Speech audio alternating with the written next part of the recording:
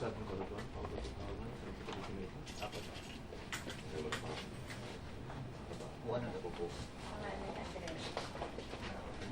Sabihin mo, dito sa harapan ito, kung merong kang natatandaan o naramdaman na hindi pangkaraniwan, yung sakyan mo, yung kabayong agdambat.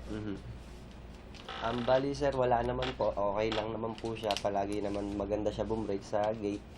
Yung time lang na yon, syempre sir, bilang isang hinete po sir, hindi ko pa po sir kasi napapanood yung talagang actual na nangyari. Kaya ang sinabi ko po sa Board of Steward nung araw na yon, nang tinanong po ako, siguro po na disgrasya kasi sumubasog po yung kabayo ko.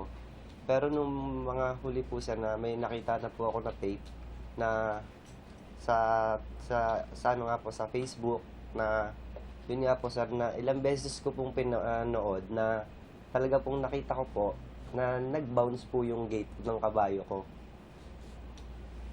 Yun lang po sir. Pag sinabi mo nag-bounce, ano ibig mo sabihin? Ibig po sabihin sir, nagbukas na po sir, tapos ang problema po sir, bumalik po.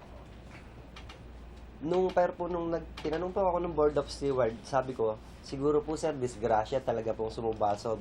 Kasi po syempre sir, hindi ko pa po napapanood kung ano po yung tunay na nangyari. Nung napanood ko lang po yun sir, kaya yun lang po yung masabi ko na siguro po na nagkadahilan kaya sumubasob dahil nasa gate na nag-bounce po yung gate ko.